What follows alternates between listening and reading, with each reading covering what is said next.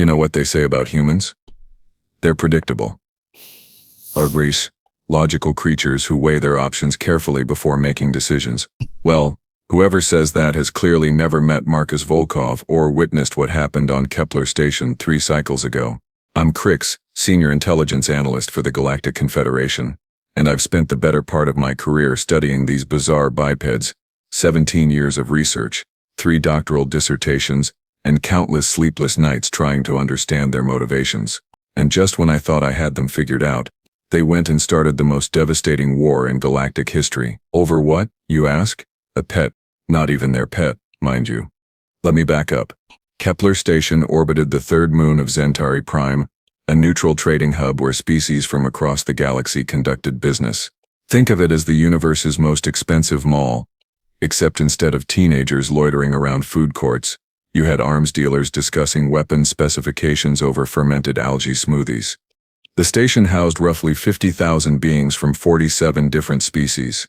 Humans made up about 12% of the population, mostly traders, diplomats, and the occasional tourist who thought deep space travel made for an interesting vacation. Spoiler alert, it doesn't. What does it say? Marcus Volkov ran a small import business on level 7. Mid-40s, graying temples, the kind of laugh lines that suggested he'd seen enough of the galaxy to find humor in its absurdities. He specialized in exotic goods from the Outer Rim territories, things like Andromedan silk scarves and Regalian crystal figurines. Harmless stuff, really. The man couldn't hurt a Turellian fruit fly if he tried. His neighbor, if you could call sharing a corridor wall being neighbors in space, was Zifix the Collector. Now Zifix belonged to the Corvani species, 7-foot-tall reptilian beings with an unfortunate tendency toward obsessive behavior. Their entire culture revolved around accumulating rare objects. The more unique and difficult to obtain, the better their social standing. Zifix had been collecting for over 2 centuries, and his shop looked like a museum that had suffered multiple explosions. Artifacts from dead civilizations sat next to living specimens from unexplored worlds. The smell alone could knock a human unconscious from 3 rooms away, though Zifix seemed to consider this a selling point rather than a problem. Here's where things get interesting, and by interesting, I mean catastrophically stupid. Zifix had recently acquired what he claimed was the last surviving Altarian moon cub. These creatures, about the size of a small dog with luminescent fur that shifted colors based on their emotions, had been considered extinct for nearly a millennium. Finding one would be like discovering a living dragon in your backyard, assuming dragons had ever existed and your backyard happened to be in another galaxy. The cub, which Zifix had named Glimmer, became the crown jewel of his collection. He kept it in a specially constructed habitat, complete with atmospheric controls mimicking its home planet's environment. To his credit, the Corvani did seem to care for the creature properly. Glimmer appeared healthy, well-fed, and as content as any being could be while living in what amounted to a very expensive prison. Now here's what I didn't understand at the time. What none of us understood. Humans have this peculiar psychological quirk they call empathy. It's not unique to them, mind you, but they've somehow weaponized it in ways that defy all logical explanation. Where most species feel bad for suffering creatures, and maybe donate credits to charity, humans will burn down entire governments if they think someone's pet is being mistreated. Marcus first saw Glimmer during one of his routine walks through the station's commercial district. He'd been having a particularly bad day, having just learned that his latest shipment of vegan singing crystals had been destroyed in a transport accident. The insurance company was giving him the runaround. His ex-wife had sent another message demanding late alimony payments, and his apartment's environmental controls had malfunctioned, leaving him to sleep in what felt like a refrigerated meat locker. So when he wandered into Zifix's shop, probably looking for something to distract himself from his problems, and saw this small, obviously intelligent creature sitting alone in its enclosure, something in his brain apparently snapped. "What is that?" he asked Zifix, pointing at the cub. "My greatest acquisition," the Corvani replied with obvious pride. "The last of its kind. Worth more than this entire station." "It looks sad," Marcus observed. And there it was. 3 words that would eventually lead to the mobilization of 7 battle fleets and the deaths of roughly 3 million beings across 12 star systems. It looks sad. Zifix, being Corvani, completely missed the warning signs. His species doesn't do subtle emotional cues. If they want to express displeasure, they'll simply tear your throat out and be done with it. The concept of building resentment over time while maintaining a polite facade was entirely foreign to him. Sad? Sifix laughed, a sound like gravel being processed in a cement mixer. The creature is perfectly healthy. I've invested considerable resources ensuring its well-being. Marcus nodded slowly, his eyes never leaving the cub. Glimmer had noticed him watching, and had approached the front of its enclosure, pressing tiny paws against the transparent barrier. Its fur had shifted to a soft blue color that, according to my research notes, typically indicated curiosity mixed with loneliness. Right, Marcus said finally. Well, thanks for letting me look around. He left the shop that day, but according to security footage he returned every day for the next 2 weeks, always with some excuse about browsing Zifix's inventory, always ending up standing in front of Glimmer's habitat for exactly 17 minutes before leaving. He left the shop that day, but according to security footage he returned every day for the next 2 weeks. The cub began to recognize him. So, by the 5th visit, it would rush to the front of its enclosure whenever Marcus entered the shop, its fur cycling through what appeared to be excited patterns of gold and silver. Even I have to admit, watching the security recordings later, it was rather endearing in a completely illogical way. On the 15th day, Marcus made an offer. I'll give you 50,000 credits for the cub, he told Zifix. Now, 50,000 credits was a decent sum, enough to buy a small ship or put a down payment on property in one of the nicer sectors. For most people it would represent years of savings, but for something supposedly worth more than an entire space station, it was an insult. Zifix's response was predictably dismissive. I wouldn't sell Glimmer for 50 million credits. The creature is priceless, irreplaceable. Find something else to occupy your time, human.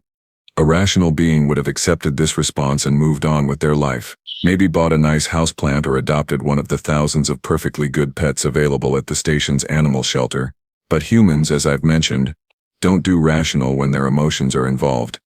Marcus spent the next 3 days researching Altarian moon cubs, their natural habitat, their social behaviors, everything the Galactic databases had on the species. What he found didn't improve his mood.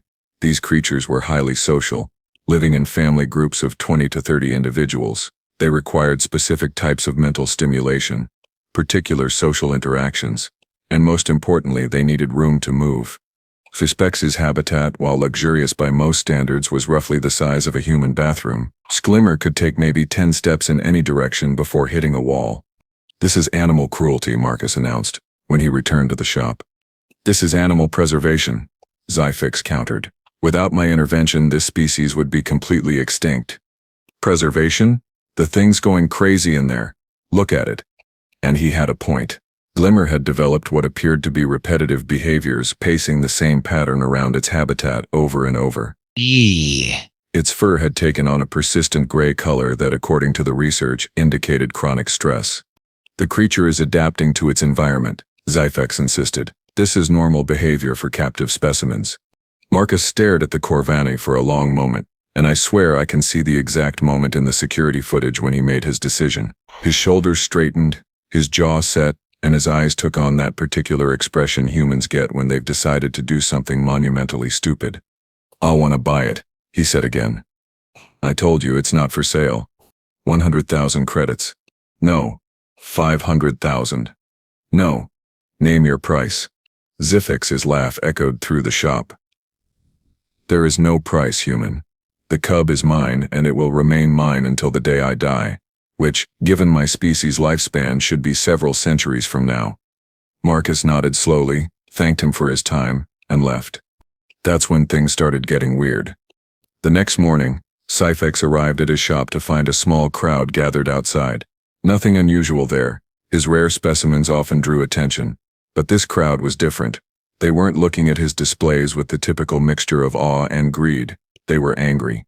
They were angry. Murderer, someone shouted as he approached. Free Glimmer, called another voice. The crowd consisted entirely of humans. About 30 of them, holding signs with pictures of the cub and slogans, demanding its release.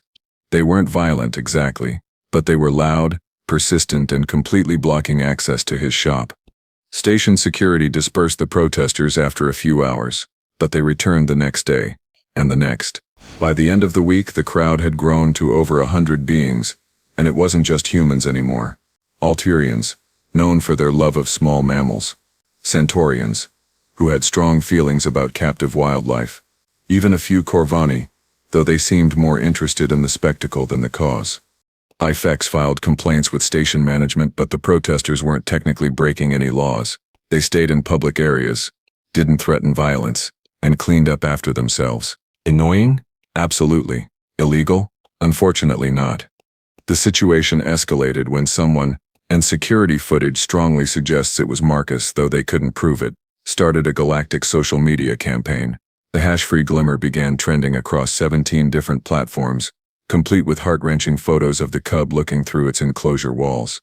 Suddenly, beings across the galaxy were expressing opinions about a situation they'd never heard of involving a creature they'd never seen. Celebrity activists got involved. Charitable organizations started fundraising. The Altarian moon cub became the most famous extinct species in the galaxy.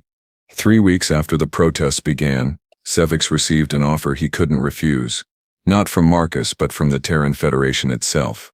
10 million credits delivered through official diplomatic channels for the immediate release of the cub to a wildlife preserve on Earth. Now 10 million credits was serious money, even by Corvani standards. It was enough to buy a small moon, or a really nice space yacht, or roughly 2,000 years worth of the finest collected rarities the galaxy had to offer. Any rational being would have taken the money and found a new prize for their collection.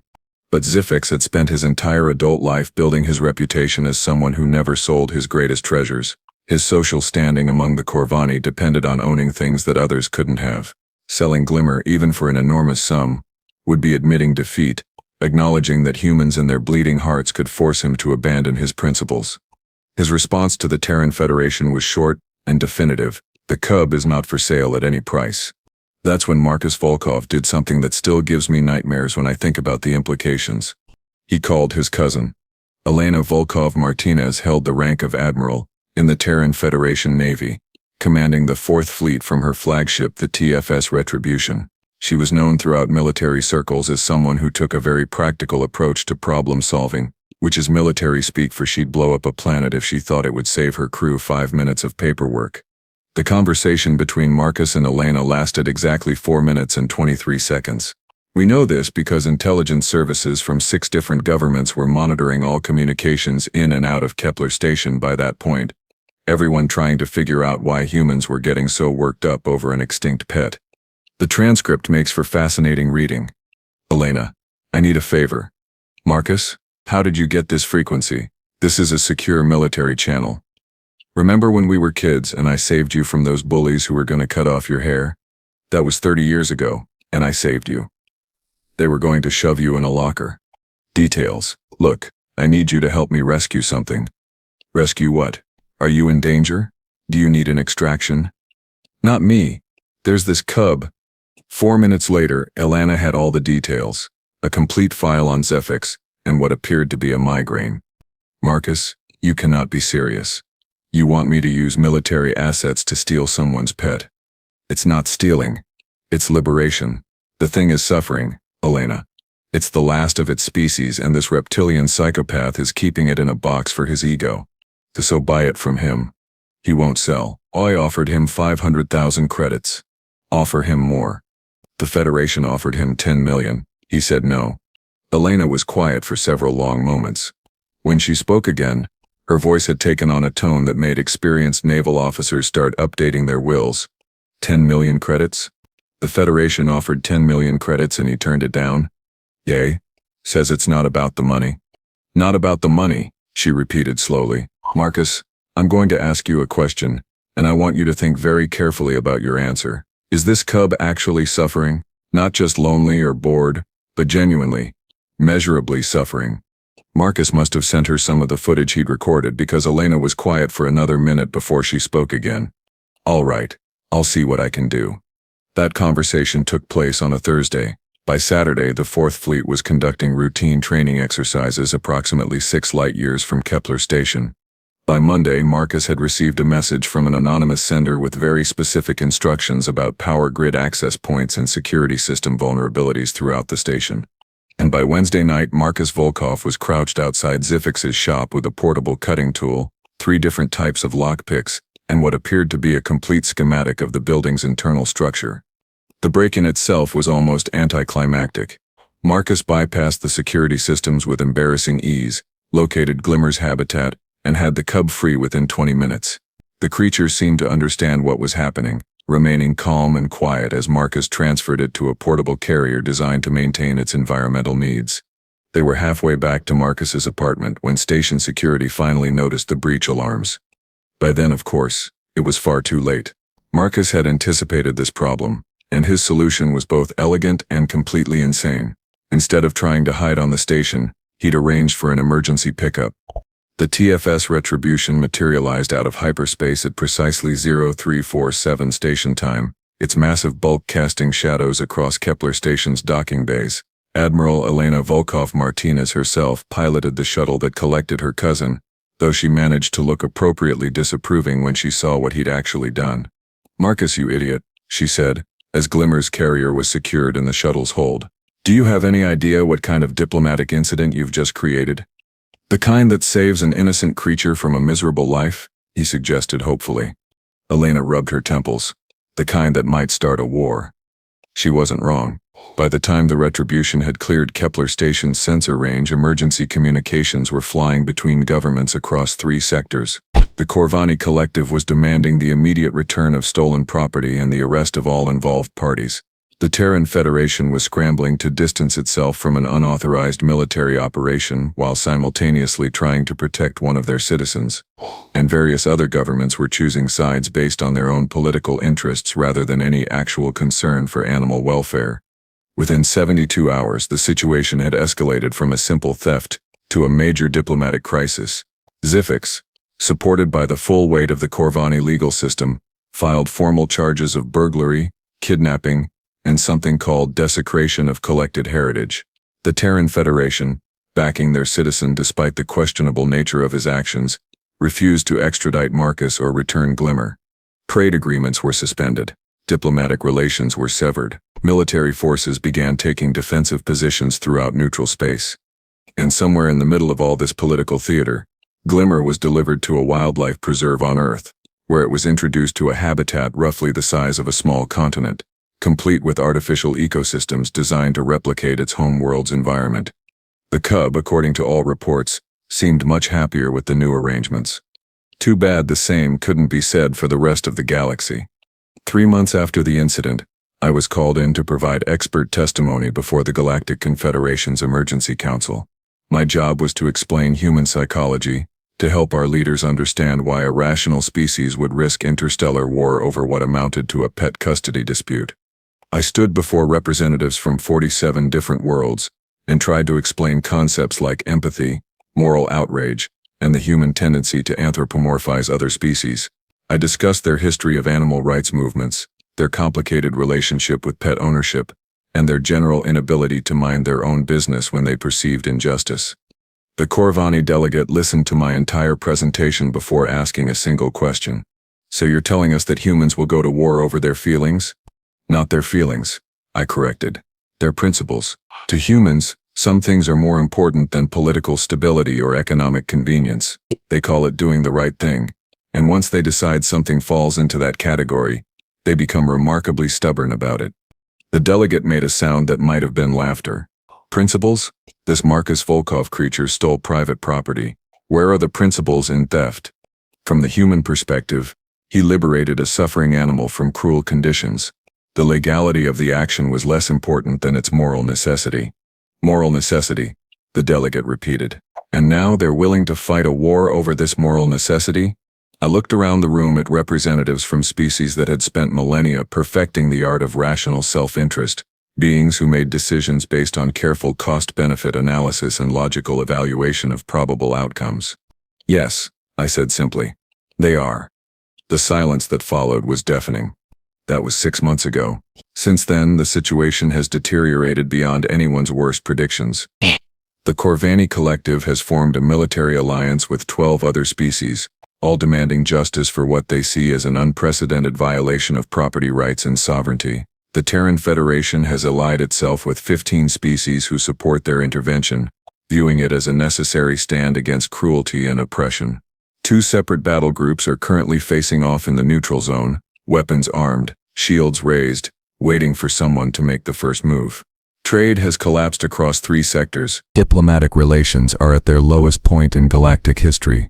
And in the middle of it all, one small furry creature is running free across the grasslands of Earth, completely unaware that its freedom might cost the galaxy everything. Marcus Volkov, when asked by reporters if he regrets his actions, simply shrugs and says, "Have you seen the videos of Glimmer playing with the other animals we've introduced to the preserve?" That alone was worth whatever comes next. Which brings me back to my original point about human predictability. You can study them for decades, think you understand their motivations, and then they'll surprise you by starting the most devastating conflict in recorded history, because they couldn't bear to watch a lonely animal in a cage. The war officially begins tomorrow, when the deadline for Glimmer's return expires and both sides have made it clear they're not backing down. Sometimes I wonder if we should have just let them keep their violent, chaotic little planet to themselves. The first shot of what historians would later call the Fluffball War was fired at precisely 1432 Galactic Standard Time on a Tuesday, which, if you ask me, proves that even cosmic-scale conflicts have terrible timing. I was reviewing intelligence reports in my office on Confederation Central when the alert came through. Priority 1 emergency broadcast, all channels, the kind of message that makes seasoned analysts drop their morning stimulants and reach for emergency protocols. I was reviewing intelligence reports in my office on Confederation Central when the alert came through. Priority 1 emergency broadcast, all channels, the kind of message that makes seasoned analysts drop their morning stimulants and reach for emergency protocols. Hostilities have commenced in Sector 12, the automated voice announced with typical bureaucratic calm. Corvani vessel Fang of Justice has engaged Terran destroyer TFS Defiance. All civilian traffic is advised to avoid the area immediately. Just like that. 300 years of galactic peace ended over a pet custody dispute. The initial engagement lasted exactly 17 minutes. The Corvani ship, a heavy cruiser with enough firepower to level a small moon, opened fire on the Terran destroyer without warning. Captain Sarah Winters, commanding the Defiance, had approximately 4 seconds to register what was happening before her ship's automated defense systems kicked in.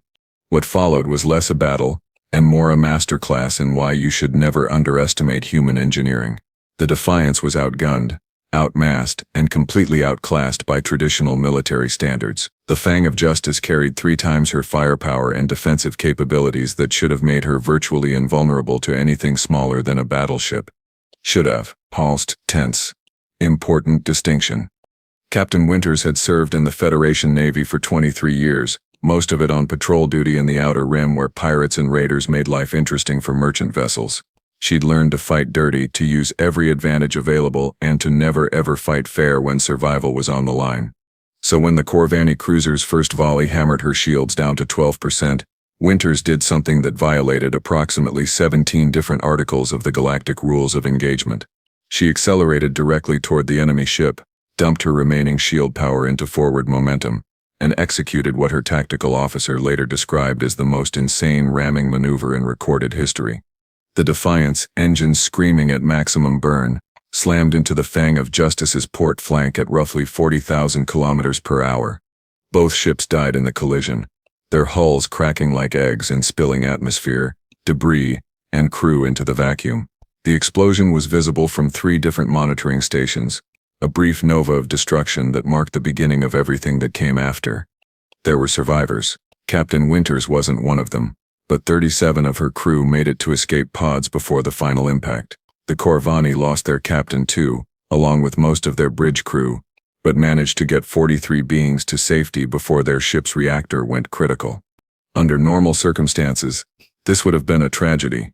A terrible accident between 2 military vessels, whose commanders let tensions escalate beyond reason.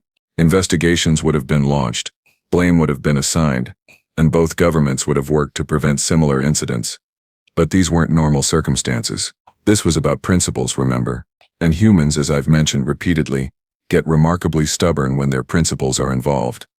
Admiral Elena Volkov Martinez received word of her ship's destruction while reviewing supply manifests in her ready room. Her aide, a nervous young lieutenant named Jake Morrison, delivered the news with the kind of voice people use when they're announcing terminal illnesses. "Admiral, we've lost contact with the Defiance. Long-range sensors showed debris consistent with total hull failure." Elena set down her coffee with deliberate precision. "Audiobook. Corvani heavy cruiser, ma'am. The Fang of Justice opened fire without provocation. Captain Winters attempted evasive maneuvers. But Morrison's voice trailed off as he realized he was essentially telling a flag officer that her people had been murdered over a pet dispute. Elena was quiet for a long moment, staring at the tactical display showing the expanding debris field where 38 human beings had died defending their right to rescue an abused animal. When she finally spoke, her voice carried the kind of cold fury that made experienced officers start planning memorial services. Signal the fleet. All ships to battle stations. And get me a direct line to Earth Command. The conversation with Earth Command lasted exactly 6 minutes. Elena provided a concise summary of events, requested authorization for immediate retaliation, and listened while Fleet Admiral Thomas Chen explained the political ramifications of escalating the conflict. Elena, I understand your anger, but we need to think strategically here. One engagement doesn't constitute a war. We can still negotiate, find a diplomatic solution that doesn't result in massive casualties on both sides. Sir, with respect, the Corvani just murdered 38 Federation citizens in unprovoked attack. Captain Winters was following lawful orders in neutral space when she was fired upon. If we don't respond, we're essentially telling every hostile species in the galaxy that they can kill our people without consequences. Chen sighed, and Elena could hear the weight of command in that sound. He was thinking about casualty projections, economic impacts, the 1,000 variables that flag officers had to consider when making decisions that affected entire civilizations. What do you recommend, Admiral? Give me authorization to engage Corvani military targets. Nothing excessive, just enough to demonstrate that attacking Federation vessels carries a price. Hit their patrol base in the neutral zone. Disable their communications array, send a message that we won't tolerate unprovoked aggression. Another pause. You have 6 hours to plan your operation, Elena. Make it count, and try not to start a full-scale war. Understood, sir. Elena ended the transmission, and immediately called for her senior staff. Within 30 minutes, her flag conference room was packed with officers representing every department on the ship. Intelligence specialists, tactical analysts, engineering supervisors, all of them focused on the holographic display showing Corvani positions throughout the sector. Ladies and gentlemen, Elena began. We're going to discuss why attacking Federation vessels is bad for your health. Commander Torres. What assets does the enemy have available? Maria Torres, the fleet's intelligence officer, activated a series of tactical overlays. The Corvani maintain a patrol base at coordinates 77 Mark IV, roughly 6 light-years from where the Defiance was destroyed, 3 heavy cruisers, 2 destroyer escorts, approximately 1,500 personnel. Their primary communication array is located on an asteroid designated Romeo 7, minimal defensive capabilities but heavily shielded against electronic warfare. Defensive positions? Standard patrol formation, rotating shifts, nothing fancy. They're not expecting retaliation, Admiral. Intelligence suggests they view the attack on the Defiance as justified enforcement of property law. Elena nodded slowly. I think they're the good guys in this situation. Interesting. What about their command structure? Admiral Kevrix commands the patrol group. Career officer, approximately 150 years of service. Known for aggressive tactics and minimal tolerance for what he considers inferior species. He's the one who authorized the attack on Captain Winters. Perfect. Elena's smile was the kind that made smart people start looking for exits. Commander Paris? How long to reach their patrol base? The navigation officer consulted his displays. 4 hours at maximum warp, Admiral. We'll arrive with full tactical surprise if we drop out of hyperspace at minimum safe distance. And their response time? 6 hours to summon reinforcements from the nearest Corvani base. We'll have a window of opportunity, but it won't last long. Elena looked around the room at her officers, seeing the mixture of anticipation and concern on their faces. These were good people, professional military personnel who understood the difference between necessary action and gratuitous violence. They'd follow her orders, but they deserve to understand the stakes. I want to be absolutely clear about our objectives here, she said. We're not starting a war. We're ending one before it begins. The Corvani attacked an unarmed destroyer in neutral space, killed 38 Federation citizens, and apparently believe they can continue this behavior without consequences. Our job is to correct that misconception. She activated the tactical display, highlighting their primary targets. We hit their patrol base hard and fast. Disable their ships, destroy their weapon systems, but minimize casualties where possible. This is about sending a message, not committing genocide. Questions? Commander Torres raised her hand. Admiral, what about the communication array? If we take it out, they won't be able to call for help, but they also won't be able to receive surrender orders if their government decides to de-escalate. Good point. We'll disable it temporarily, give ourselves a tactical advantage, then restore communications once the immediate threat is neutralized. Anything else? Lieutenant Commander Jake Morrison, the same aide who delivered news of the Defiance's destruction, looked uncomfortable as he spoke. Ma'am, intelligence reports suggest the Corvani have made this a matter of cultural honor. Even if we defeat their patrol group, they may view any compromise as unacceptable loss of face. We could be looking at escalation regardless of our restraint. Elena considered this. In her experience, cultural honor was usually just a fancy way of saying pride, and pride had started more wars than resource disputes and territorial claims combined. The Corvani, from what she knew of their psychology, would rather die fighting than admit they'd been wrong about anything, which meant restraint might actually encourage them to continue the conflict, seeing it as weakness rather than mercy. Noted, Commander. But we're still going to try diplomacy first, violence second. Maybe they'll surprise us and act rationally. 4 hours later, the Fourth Fleet dropped out of hyperspace approximately 50,000 kilometers from the Corvani patrol base, weapons charged and shields at maximum power. The base itself was exactly what intelligence had promised: 3 heavy cruisers, 2 destroyer escorts, and a fortified asteroid facility that looked like it had been carved out of solid rock by someone with anger management issues. Admiral Kevrex, commanding the Corvani forces, responded to Elena's arrival with typical reptilian directness.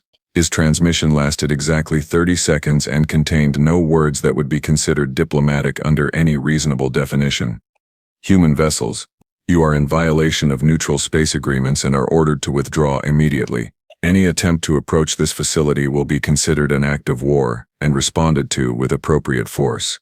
This communication ends now. Elena studied the tactical display, watching as Corvani ships moved into defensive positions around their base. Professional movements, she noted with approval. Whatever else you could say about reptilian military doctrine, they didn't waste time with unnecessary posturing. Open a channel, Commander Paris.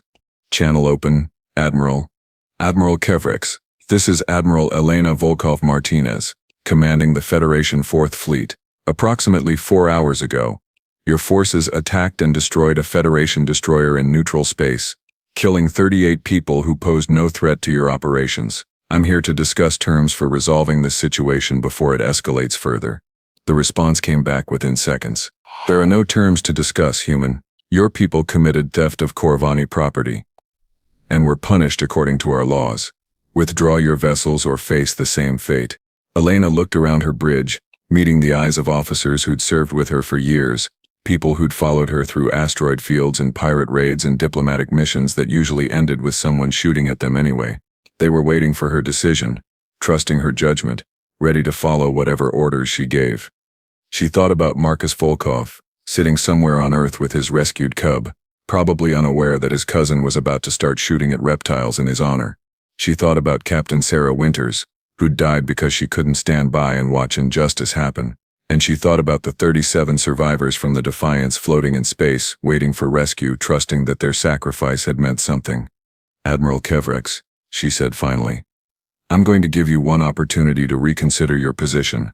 Surrender your vessels, submit to Federation custody for trial regarding the murder of my personnel, and this situation ends here. Refuse and I'll demonstrate why attacking Federation ships is considered poor judgment throughout this galaxy. The Corvani Admiral's laughter sounded like grinding metal. You dare threaten us, human? Your pathetic fleet against the might of the collective? We have faced species far more dangerous than your kind and emerged victorious. Withdraw now, or join your dead comrades in the vacuum. Elena nodded slowly, as if she'd expected that response. Which, honestly, she probably had. Commander Torres, signal the fleet. All ships, engage at will. Target their weapons and engines but leave their life support intact. Let's teach them some manners. What happened next was less a battle and more a demonstration of why the Terran Federation had become one of the galaxy's major powers despite being relative newcomers to interstellar politics. Human military doctrine emphasized speed, flexibility, and the creative application of overwhelming force. Where other species built massive, heavily armored ships designed to slug it out in traditional battle lines. Humans built fast, maneuverable vessels that could strike from unexpected angles and disappear before their enemies could respond effectively.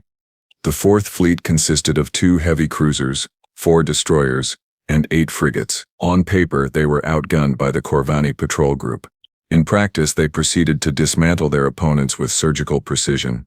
Elena's flagship, the TFS Retribution, led the assault, its forward batteries targeting the lead Corvani cruiser's weapon systems while its fighters strafed the base's defensive positions. The other human ships spread out in a complex attack pattern, each one hitting different targets simultaneously, creating the impression of a much larger force. The battle lasted 23 minutes. When it ended, all 3 Corvani cruisers were disabled, their weapons destroyed and engines offline but their hulls intact. The destroyer escorts had surrendered after watching their larger companions get systematically dismantled. The asteroid base was broadcasting emergency signals on all frequencies, requesting immediate medical assistance for their wounded. Admiral Kevrex, his command ship listing badly, and his pride probably damaged beyond repair, sent a final transmission before his communication systems failed. "This is not over, human. The collective will not forget this insult. We will have satisfaction for this dishonor." Elena watched the disabled Corvani vessels on her tactical display and felt the weight of command settling on her shoulders like a familiar burden. She'd won the battle, demonstrated Federation resolve, and minimized casualties on both sides. By any reasonable military standard, the operation had been a complete success.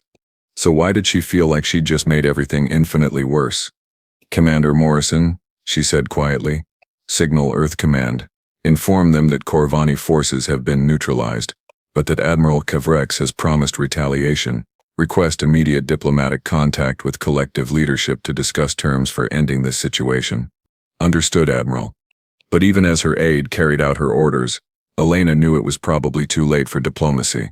The Corvani had made this about honor, about saving face, about proving that they couldn't be bullied by upstart humans with bleeding hearts and flexible morals.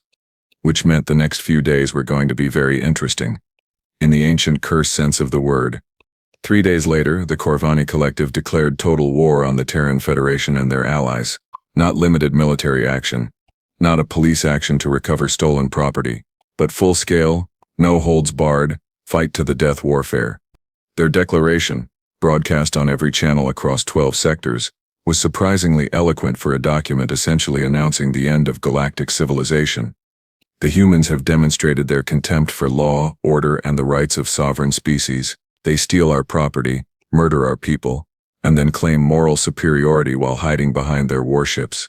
This cannot be tolerated. This will not be tolerated. The collective calls upon all honorable species to join us in teaching these upstart mammals the price of arrogance." 15 species answered that call within 24 hours. The Terran Federation's response was more diplomatic but equally final. "The Federation will not abandon its principles or its citizens to satisfy the wounded pride of species who believe might makes right. We stand ready to defend ourselves and our allies against any aggression, but we remain committed to finding a peaceful resolution to this conflict." 18 species pledged their support to the human cause. And somewhere on Earth, Marcus Volkov watched the news reports with growing horror, realizing that his decision to rescue a lonely cub had somehow triggered the largest military conflict in galactic history. According to interviews conducted later, his first response was to call his cousin.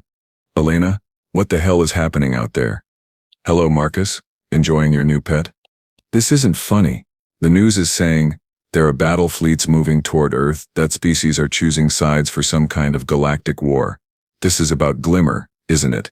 Elena, broadcasting from her flagship as it prepared for what intelligence suggested would be the largest space battle ever recorded, managed to sound almost cheerful. "Well, Marcus, you wanted to save the cub. Mission accomplished. It's currently living in a paradise habitat with more space than most planets, playing with other rescued animals, completely safe and happy. The fact that 33 different species are now shooting at each other over the legal implications of its rescue is really just an unfortunate side effect. Elena, I'm serious. People are going to die because of what I did. People are going to die because the Corvani decided that their pride was more important than common sense. You saved a suffering animal, Marcus. Everything that happened after that was other people's choice." Marcus was quiet for a long moment, When he spoke again, his voice carried a note that Elena recognized from their childhood, the sound he made when he was about to do something stubborn and potentially stupid. Is there anything I can do to stop this? Some way to fix what I started? You could return the cub to Zifix? Never. Elena smiled, even though her cousin couldn't see it. Then I guess we fight. Oh, the Federation doesn't abandon its people, Marcus. Not even when they cause interstellar incidents over animal welfare. The first major battle of the war took place in the Sigma Centauri system, where a combined human-Altarian fleet encountered a Corvani battle group supported by Regelian heavy cruisers. The engagement lasted 14 hours and resulted in the complete destruction of both fleets, along with roughly 40,000 casualties. By the end of the first week, 17 star systems had been evacuated as civilian populations fled advancing military forces. Trade routes that had operated peacefully for centuries became battlefields. Diplomatic stations that had never seen violence beyond the occasional bar fight were transformed into military command centers. The war consumed resources at an alarming rate. Both sides began conscripting merchant vessels for military service, converting passenger liners into troop transports and cargo haulers into ammunition suppliers. Neutral species found themselves forced to choose sides as the conflict spread across traditional boundaries. And through it all, in research facilities and military planning centers across dozens of worlds, beings tried to understand how a simple animal rescue had escalated into galaxy-spanning warfare. I was called in to brief the Confederation Council again, this time to explain human military doctrine and predict their likely strategic responses. Standing before the same representatives who dismissed human irrationality 6 months earlier, I tried to explain why this conflict was far from over. The humans have fully committed to this war, I told them. In their minds, they're not fighting for territory or resources or political advantage. They're fighting for the principle that suffering should be prevented, that the powerful shouldn't be allowed to abuse the helpless, that sometimes the right thing to do is more important than the safe thing to do. And this makes them dangerous? Asked the Regelian delegate. This makes them unstoppable, I corrected. You can negotiate with species fighting for profit or territory. You can't negotiate with species fighting for their fundamental beliefs about right and wrong. The humans will keep fighting until they win, or until there's nothing left to fight with. The delegate's expression suggested he thought I was being overly dramatic. Surely they'll accept a reasonable compromise, some face-saving gesture that allows both sides to claim victory. I looked around the room at beings who still didn't understand what they were dealing with, despite months of evidence. The only compromise the humans will accept is the one they offered at the beginning. Glimmer stays free, animal cruelty becomes unacceptable throughout the galaxy, and beings who abuse helpless creatures face consequences for their actions. Everything else is negotiable. That one principle is not. In the Corvani position, the Corvani will accept nothing less than the return of their property and formal acknowledgement that they were wronged. Their cultural identity depends on never backing down from a challenge, never admitting error, never allowing other species to dictate their behavior. The silence that followed lasted nearly a minute. So what you're telling us, said the Centaurian representative slowly, is that both sides have made demands that the other literally cannot accept without abandoning their fundamental cultural identity. Yes. Which means this war will continue until one side is completely defeated, or until both sides destroy each other trying. That briefing was 8 months ago. Since then, the conflict has spread to 47 star systems, consumed the military resources of 33 different species, and killed approximately 12 million beings. Economic systems that took centuries to build have collapsed overnight. Entire sectors have been depopulated as refugees flee advancing battle lines. The Corvani Collective, supported by species who value order and property rights, controls roughly 40% of the galaxy's military production capacity. The Human Alliance, backed by species who prioritize individual rights and moral principles, holds approximately 35%. The remaining 25% belongs to neutral systems trying desperately to avoid getting dragged into the conflict. Both sides have developed new weapons, new tactics, new strategies for destroying their enemies as efficiently as possible. The technological advancement in the past year has been remarkable, driven by the kind of desperate innovation that only emerges when survival is at stake. And in the middle of all this chaos and destruction, on a wildlife preserve somewhere on Earth, Glimmer the Altarian moon cub continues to live its best life, completely unaware that its freedom has cost the galaxy everything. Marcus Volkov, when asked by reporters if he regrets his decision to rescue the cub, still gives the same answer. Have you seen the videos of Glimmer playing? That alone was worth whatever comes next. Which brings me to my final observation about humans, the one that keeps me awake at night staring at casualty reports and wondering how this all ends. They meant it. Every word, every principle, every stubborn moral stance that led to this war. When humans say something is worth fighting for, they don't mean it metaphorically. They don't mean they'll support it as long as it's convenient or profitable or safe. They mean they'll burn down the galaxy before they'll compromise on what they believe is right. And sometimes, watching the tactical displays showing battle fleets facing off across the void, knowing that tomorrow will bring fresh reports of ships destroyed and lives lost, I think maybe that's exactly what they're going to do. The war continues.